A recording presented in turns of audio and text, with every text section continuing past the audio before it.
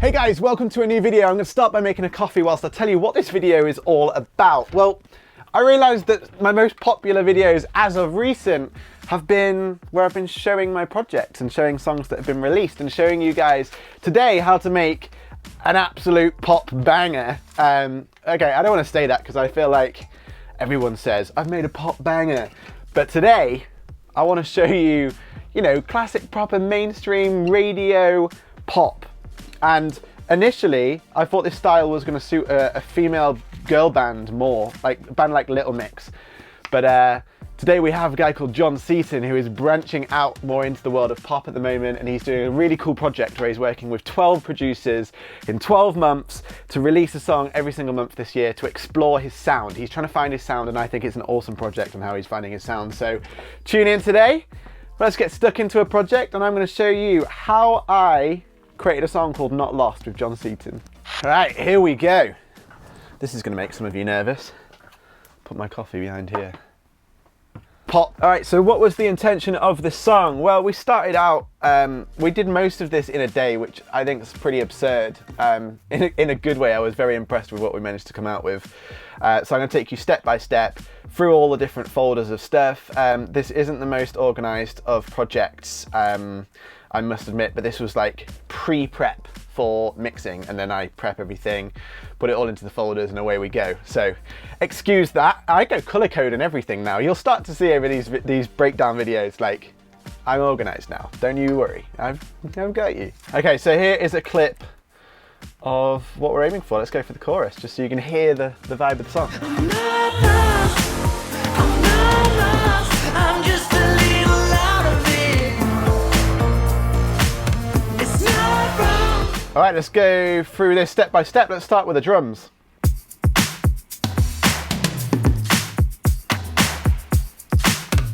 I love those toms. So I ended up mixing this track myself. So this is kind of like the start of that process before it got the full glean. But let's go one by one through this. The brief on these drums, I always start off with drums. If I get a really good drum vibe going, I absolutely love jumping into the rest of the production. I just have so much more fun that way. So main drums. Let's start off. Let's get a bit of a zoom going on. We'll start off with a kick. We didn't come back so much to the sampling after this song. We generally stuck with the original samples for the songwriting session. So this was the kick.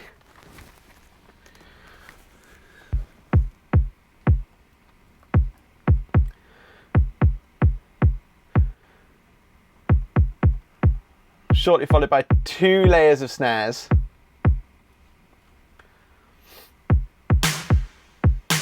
So we've got deep snare. And then wanted something on the top that like cut through, so you've got the weight from one snare and you've got the snap from the other snare. Sounds great. Running those through to a snare verb. I'm using H verb on this, which is an old Waves plugin. So most of you might even have that, and if you don't, I do recommend. I've got another H verb here with a plate reverb.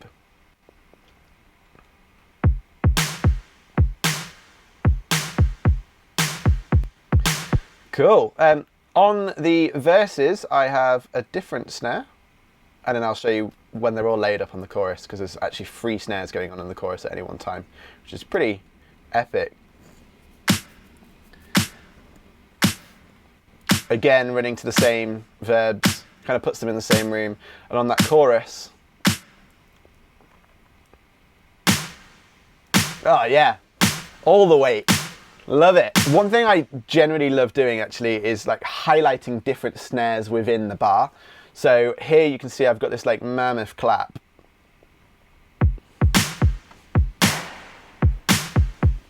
It just helps really pull you through the, I guess like having the same snare over and over, it can start to feel repetitive. So you can highlight different moments, and for me that it just adds a whole other space. Like if we're talking about depth and how many things you've got going on at any one time, like if you want your chorus to feel huge, then you want more depth, you want more space. You might want it to be like more widespread in terms of stereo field and things like that. So, you know, adding other elements just allows you to expand on that space.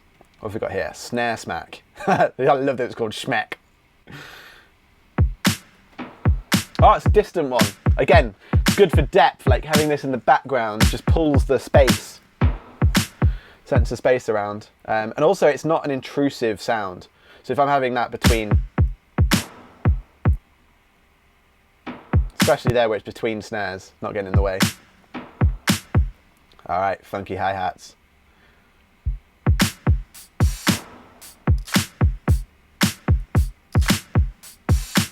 You can see I've just chopped up the loop here. I always go between, like I'm never opposed, I don't know if opposed is the right word, I'm never against using samples for things like hi-hats. I don't use them all the time, and by samples I mean like loops. I don't use them all the time. In fact, quite often I'll just do them on MIDI. I'll like select a few different sounds and I'll play them in. That's my favorite way to do it. But sometimes, like, especially in a writing process, that was my intention here. Just throw in our writing hats and they just work. There was no point in changing them afterwards.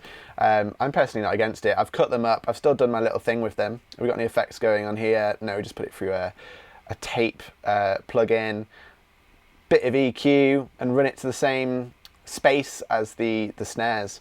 But I think that works. I think it works great. I don't think there's any need to change it. It can be very easy to overthink that. All right, now we get into the toms. This is where it starts to get a bit hectic. And on their own, this is probably going to feel stressful. What's this one? Okay, and then two more like general kit sounding toms. Nice, so let's hear those two together. I kind of wanted to mimic somebody actually playing these. So I was being conscious of where they lay within the actual drum beat. So if a drum was playing it, would it be possible? And I think most of this would be. It would be a lot of boom, boom, those kind of do-do-do-do around the kit, but I think it's doable. Orchestral here, I love these sounds from Kashmir. These are quite old sounds as well, these Kashmir hits. Just sound massive, like proper timpani drums. Another tom here.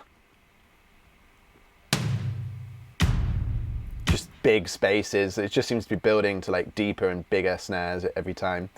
What's this one saying? Nice big normal kit sound. So let's get all those toms together. Now, one thing I'm gonna introduce the kick, snare, and hi-hats into this as well. And you'll realise the kick and snares, they're generally it's a simple beat throughout most of the song, so it allows space for these toms to add that kind of hectic vibe to it.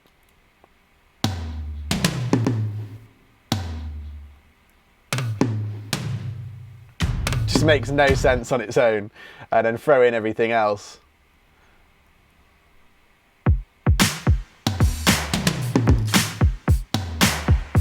And suddenly it makes so much sense, and I love it.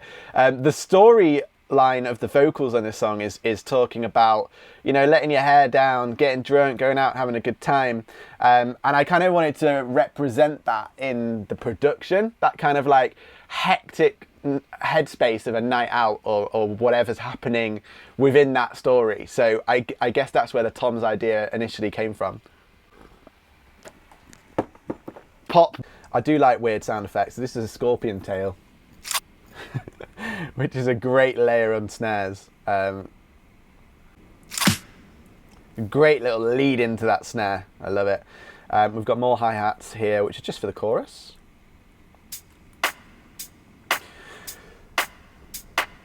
A type of loop that I use quite a lot is they're known as toppers. So you can have like a hi-hat topper that often has like some percussion in it, and I guess like a less full hi-hat sound. So it kind of won't get in the way of this funky hi-hat, but it will just highlight some stuff.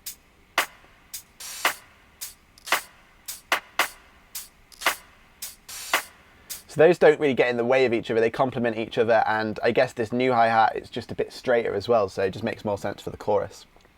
Now I've got a little click randomly happening here in the middle, which looks like it's working alongside the tom and scorpion tail. That's nice. It's nice little togetherness, little details. I'm a big fan of details. Tambourine, again, a loop hi-hat. Sorry, a looped sample. That took me a long time to think of. Keeping the drive, and a good old exhaust, which acts, I guess, like a cymbal. There's another cymbal down here. Bit of white noise. Bit of a cymbal going on here. Cardboard box of seatbelt. So in the lyrics, John says something along the lines of, put on your seatbelt, or put on your seat, strap it in. Strap it in. That's the name of the lyric. So, I mean, that is the lyric. It's not the name of the lyric, it is the lyric. So I literally found a sample of a minivan seatbelt, chopped it up so it worked on the beat, and we've got all the claps. I didn't keep the claps in the end. Let's just hear what the original claps would have done. Oh no, need to unfreeze it. Scrap that, abort. Nah, sod it, I'll do it. Let's do it. That sounds cool. I assume we didn't keep it because we wanted to emphasize the seatbelt even more so. So we've got a seatbelt, we've got a cardboard box. And fumble around, see what I've... So funny. He said stumble round, so I made the cardboard box stumble round at the same time as he said it, so let's hear that. And fumble around, see what I find. I love it. And fumble around, see what I find. Just a great way to emphasize a couple of lyrics in there. Highly recommend. And then we've just got some cymbal swells, some crash cymbals, just to emphasize certain bits. This looks like the end of the chorus. Just some little bits just to highlight. And then I've got a shaker. Looks like in the second chorus, I guess just to level up the chorus just a little bit subliminally. Ooh. Yeah, I'm in on that. I could groove to that just on its own. I really could. Intro sample, and then that's all of the drums.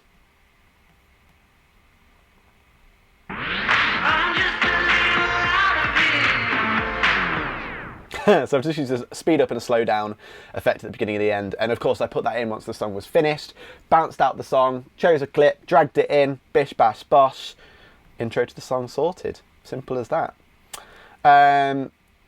Okay, cool, let's just have a quick little glimpse at some of that.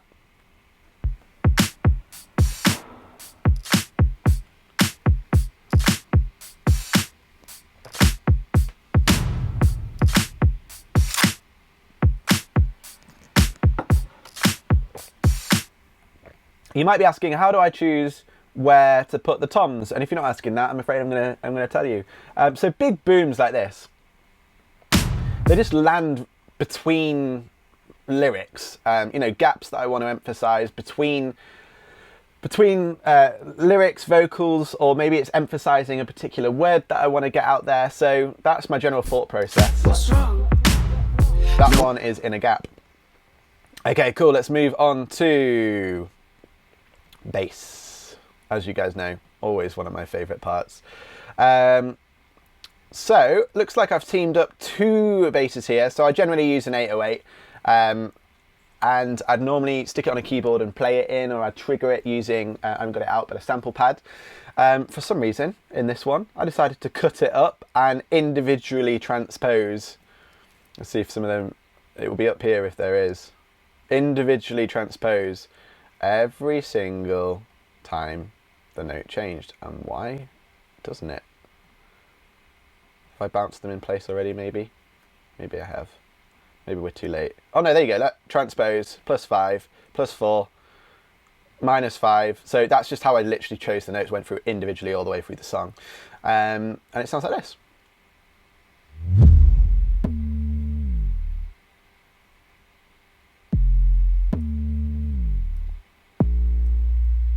And all I've got on that, I've got some Pro Q, and in this Pro Q, it's not gonna, is it gonna let me open it? In this Pro Q, what I've done is I've just kind of used a dynamic compressor to cut out those frequencies whenever the kick drum's happening. So I've sidechained it to the kick, and if we hear those two things together, the kick, you'll hear it ever so slightly dip in those frequencies, so they're not fighting each other.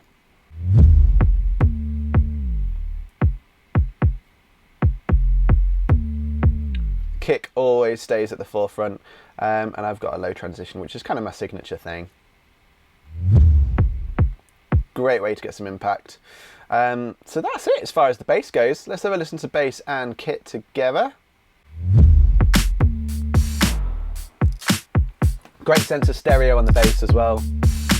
Some mixers or some producers like having the bass just straight down the middle. Personal preference, some songs I like that, some songs I like it being wide. In this one, I mean, just feels good. Kit's pretty much straight down the middle other than the hi-hat. If you're listening with headphones, you'll hear that. And then you've just got this great sense of space from that 808, and I dig it. I'm in. I'm sold. Sold to the man with the headphones on. Right, chorus then. Let's check some of these synths out. I can't believe I haven't bounced these out, printed these into audio files, so they're just frozen at the minute in MIDI. That's brave. That is brave in this day and age.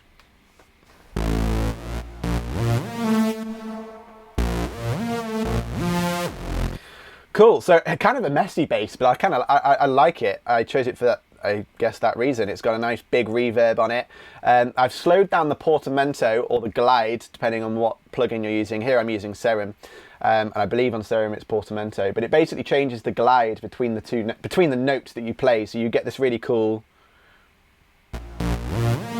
bow wow wow, and it just makes it feel really lazy, and I really do love that. So that paired with the other bass, this is where it could get messy. So you've got to be really cautious of what's having what space and what's having what role. So the 808 is taking the really low sub side, and the mod wheel, this synth I'm using here now, is using all of the top end. There's barely any sub in there.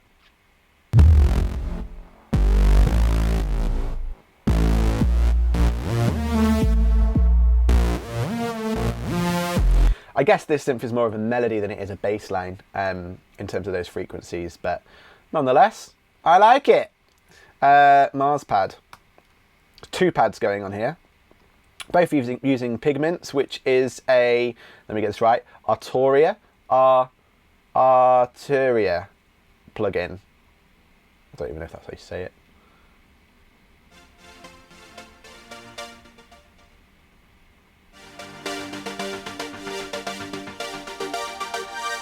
Oh, one thing I do want to say about that previous sound, it does have a compressor, and that will be side chaining. Like I just use the Logic compressor when in side chaining, because you can get a little bit of tone out of it, and sometimes that matters depending on how exposed it is. But generally, you just want in that like pumpy feel to it, and then I use a different compressor to get like the main tone that I want out of it.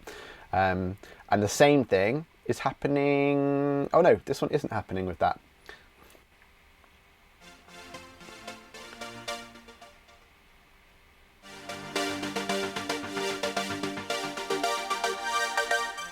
That's panned into a church, that one. And we've got another pad here. Doing the octave down. Between the two of them, meet.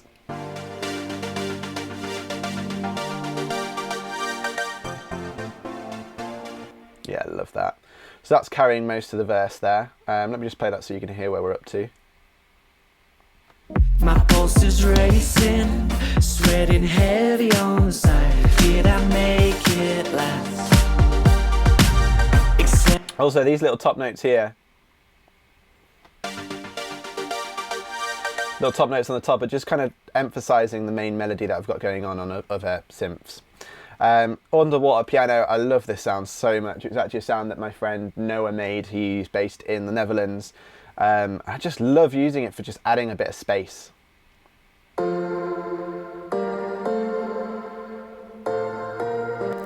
Just works really well on its own, like as it is. Great attack on it as well, just so that when you've got that chorus, I've used this on the chorus, so when you've got that, let's hear it, you just feel like you've just been, poof, got a bit of that going on. Not in the bass. Fills up all of that back end space. I flipping love it. Piano. Heavily compressed. It's not going to want to play it. Heavily compressed, look. That's going to be sidechained to the kick. That's why it's like pumping so much. But I think piano adds this really great power that not many other instruments can provide. So I really like using it, you know, octaves down in the bass end, just to add some like bite, I guess is the best word for it. I've got Decapitator on that. I'm not going to unfreeze these, otherwise we're just going to have absolute carnage. But Decapitator, which will be adding a bit of grit, a bit of overdrive, pushing it to its limits just to add that dirt, which I really like. So that paired with the piano, I mean with the underwater piano.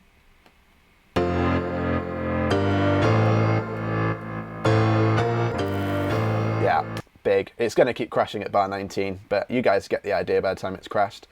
Bell sounds. So this is, again, emphasizing the underwater piano has like a bell sound, but my guess without hitting play is that this is going to be even higher. Yeah. Just covering those really high frequencies, getting a bit of gliss, you know? A bit of that, like a magic rainbow. Fifth wheel. This would be an arpeggiator. Some kind of sequence synth that I'm always fans of, because it's just acts as a really nice drive throughout the chorus, or a section, kind of like a shaker does. It just adds that like subtle drive. I quite like using arpeggiators or sequences for the same thing. That coffee's good. Also controversial, I don't mind a coffee if it goes cold. In the summer, I'm a big fan of iced coffee. It's basically the same thing. Okay, cool, mellow pad.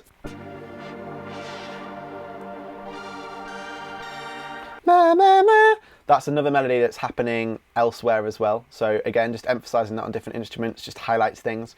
So I don't use this in the first half. The Mars pad takes the first part, but then to just really bulk this moment, if I remove it, you can just hear how much weight gets lost without that as well. Dark pad, this is for the second half of the verse. Really cool sound. Yeah, I love it. And if I remember correctly, that has, I'm going to unfreeze it, probably going to regret that. These are the settings I've got on there. Bit of a glide again, 160 mils. This envelope is the main one you want to change for that kind of open raw sound. Let me just tweak that for you so you can hear. And the next one, if I open that up. So if you want it to sound really compressed, this is the one. This is the knob you want to be using.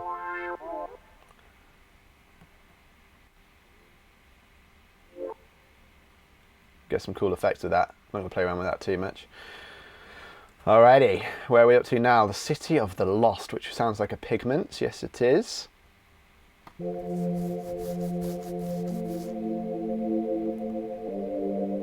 This is for the middle eight. But here and that's another thing. We initially had a piano on this section, and we just wanted something a little bit more suppressed, like all of that focus on the vocals, because this is the emotional bit of the song. This is the bit where, you know, John really says what he actually feels about the whole situation. So it's just, you know, thinking outside the box. You know, piano seems like the most obvious thing to do. You could just go Fender Rhodes, but, you know, exploring with different sounds just brings that really unique individual character. And once you're in the plugins like Pigments and Serum and Anna and all of these great synths, is that you can play around with so much to create your own sound. You know, start with a preset and then just mess with it, play with it, do what you like with it. And then once you've got that sound within those synthesizers, the sounds are so good in there. And if you've had a good play around and got exactly the sound you want, you don't need to do much else to it. You know, I've done a little bit of EQing here. It looks like only the first one's doing anything. The second EQ I was probably just using to see what frequencies were there for something else. So, you know, a good bit of EQ, maybe a good bit of compression, but a lot of these plugins kind of have all of that built in anyway. Top tip there, you know, little random one. All right, we're onto the vocals now, and there is a lot of vocals. And then the only other thing we've got to, in fact, let's cover the strings first, and then we've got everything in place. Now, I have recently purchased the BBC Symphony Orchestra, and it's costly. It's a good price for what you get, but it's costly still. And I think they're only relevant if they're, you know, really exposed and on their own. When you're in a production like this, I think you can get away with using a lot of the stock stuff. And I think I was kind of making a point of that here by using the Logic Pro X strings. Nothing special at all. It's how you process it. So what I've done is I've sent it to an Abbey Road, let's get that up, 17. I've sent it to an Abbey Road plugin, Oh no, sorry, I do lie. Verb Suite. So I've sent it to a medium hole. I'm going to sneeze. I'm going to sneeze. Blooming heck. I've sent it to a medium hole, which just adds that sort of sense of realness, that sense of an actual space. It's not just a digital space. And what else have I added it to? 24, which is an Abbey Road. So the strings holes, I love the Abbey Road string holes. So that combination of those two things together, and I'll show you what that sounds like with that off in a minute. But let's just go and listen to these strings.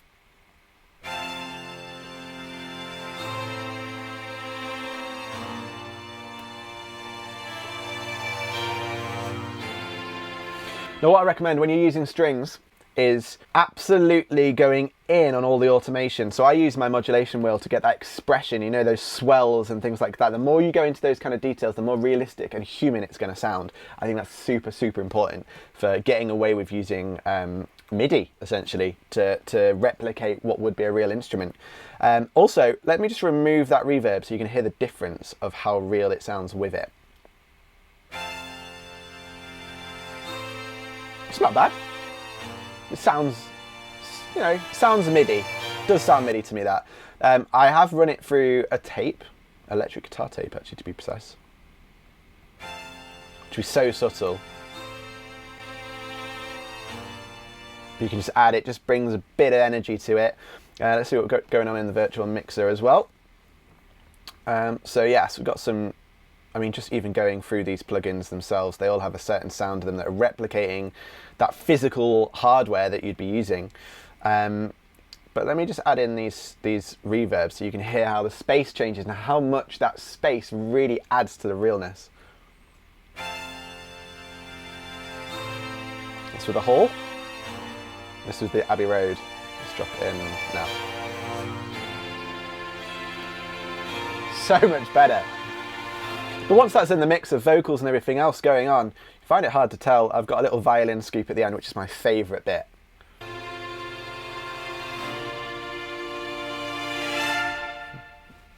Just sounds so real, and it lets that reverb really sing. And also you can see I've automated these up here just to make it sound like a proper, you know, dynamic moment.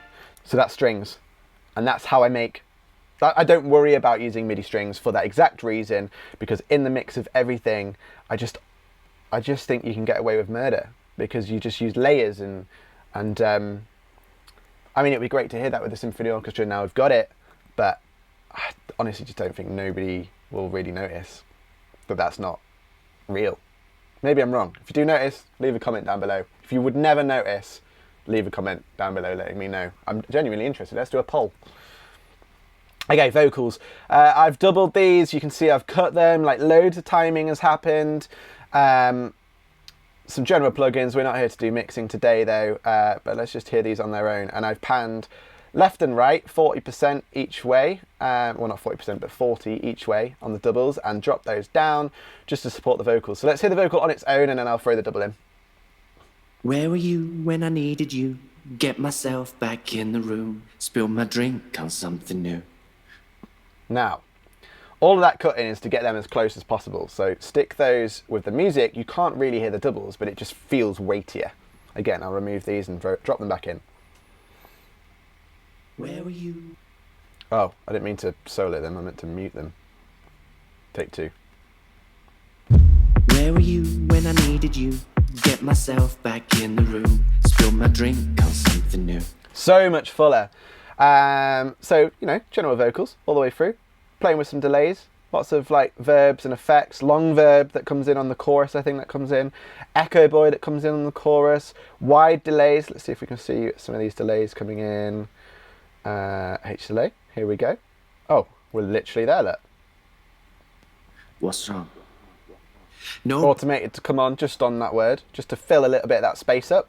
That happens throughout. You can see all the bits of automation that happen throughout this song. Is this what I think it's going to be? I think it is. It says What's, and I think that's WhatsApp. What's wrong? Ha! Yeah, so this is actually my girlfriend saying what's wrong, because we wanted a female vocal in there saying What's wrong? Just to emphasize John saying what's wrong, because the whole story is between a guy and a girl in this situation. I just think it adds a really fun little element in the background. And I think what I've done to this is, I think I've bounced it down actually, but I've just used a bit crusher. Is it down here somewhere? Just to add that kind of sound to her vocal. And I think I've pitched it down as well. Let's double check if I have pitched it down. Yeah, I pitched it down 3. What's wrong? Oh, she just said it to me on voice. She literally just did it on WhatsApp and I dragged it in. What's wrong? Good bit of delay. Double that up with the vocals. What's wrong? No perspective. Adds a bit of fun, you know? That's what we're about here. Just want to have a bit of fun. Tell you what though, I bet when you listen to songs you don't think there's all these details in there, eh? Middle bridge section. The reason I've got this on a different channel is because we wanted this to be a bit more raw. I didn't want it to be as compressed and pop as the rest of it. So we've treated it completely different. You know, less tuning, less time changes. Just wanted it to be really raw. It was all about the performance, and we spent a while like really getting John into that zone to make sure that the performance was right. If the performance is right, it doesn't really matter what else goes on, because that's what people really listen to. That's what people really connect with. Vocoder.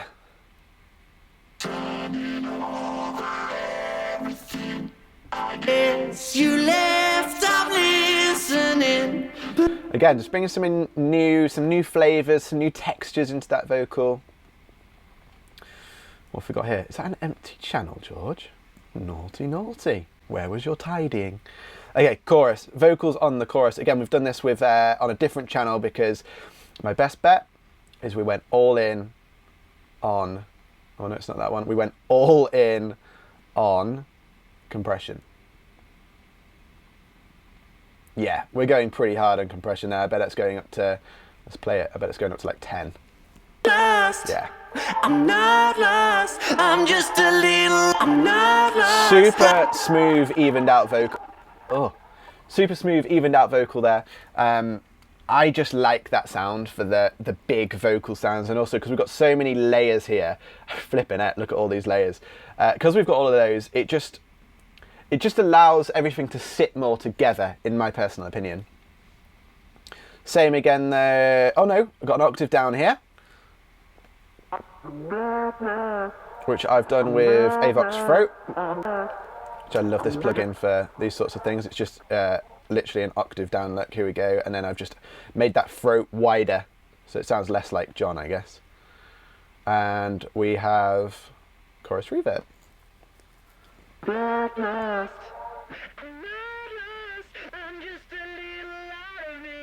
Ironically, doesn't have any reverb on it, so I must have started off. Sometimes I have a different channel for like the really big reverbs, and I just like slowly blend that in. But I think this was changed, and instead it's being punished to heck. Drive is up to 6.5 on Decapitator, just to add that grit. That is appalling, by the way. That channel, that amount of plugins is appalling. But for a very heavily processed vocal, I don't care. I'm not lost. I'm not lost. I'm just. Those keen ear of you can hear that difference in grit. Same with the octave down. I'm not lost. I'm not lost. Just good layers. Just good layers. And I am definitely about that ogre life. So we've got a normal chorus double there. I'm not lost. I'm not lost. Great big vocal sound there already just for those 5 tracks. But then of course, we've just got a layer and layer and layer and layer and layer. Harmonies. So we've got John doing harmonies, and I'm doing harmonies, and this is what they sound like. I'm not lost. I'm not lost. Combination of shouting for that crowd, and you don't have to worry about being in tune or anything like that. And then the harmonies just sounds flipping great when it's all together. Just sounds huge. I'm not lost. I'm not lost. Love it, love it, love it, love it, love it, love it. And we also then have a load of Jeffs, Daves, Darrens and Allens. No comment. We just like naming our BVs, you know? We just like naming them. And then if we name them, then we know, oh, can I have an Alan voice? And you just create whatever an Alan voice is. The reason that sounds big though is like all the vocals are doing different things. So Jeff here is a combination of John and me doing what we think a Jeff sounds like. And this is what we think a Dave sounds like. Well, it's not at all. We just named them afterwards.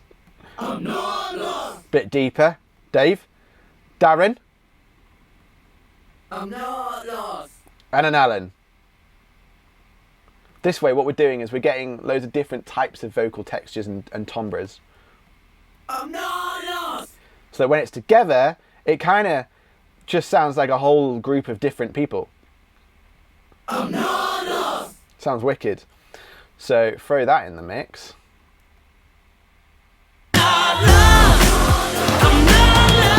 Also, the key, which sometimes, like, there's not that much reverb going on these guys, if any. Little bit. Sometimes that actually creates a bigger space. It's a bit of reverse psychology, and I felt that was the case with that one. I started with loads of reverb, and it just didn't sound as impressive. So that is the production breakdown of John Seaton's song. Lots happening, lots of little details. As you can see, there's not like as much as you think going on in that song. The key is in layering and filling in those little gaps with those little details. And of course, with this particular song as well, there's loads of harmonies. So a lot of the sound and the weight comes from those harmonies, especially in the verses like this. Looking round, where you gone? You gone. And just a good use of space. So I hope you enjoyed that breakdown. That felt like quite a long one, but I think it's a good one. Now I have done a breakdown and I've included this in various other videos previously, so you might recognise this song if you watch some other videos. There are some other videos on how to do like great crowd vocals. That in particular was a video I really honed in on. So if you want to see a bit more specifically like how I made that, go check that video out. I'll link that at the end of this video. And other than that, I'll see you guys next week. If you want to speak to me about your production in any way, shape or form, and how we can develop your sound and develop the songs that you've written, or you can come to me and we can write something fresh. Like I say, John and myself recorded all of this in a day. There was obviously tweaking and things afterwards, but this is what you can do here on the bus in a day if you want to come and visit. Pop me a message. At the top of the comments you'll see a pinned post where you can book in a free 30-minute call and we can just sit and chat about your music and have a coffee virtually through the airwaves, you know? So take advantage of that. And check out our website if you want to hear more songs that we've been doing. And if you want to have a virtual tour of the bus, you can literally walk around it like Google Maps. It's pretty cool as well. So until next time, guys, I will see you later. Stay safe, look after each other, and remember, never stop creating. Bye.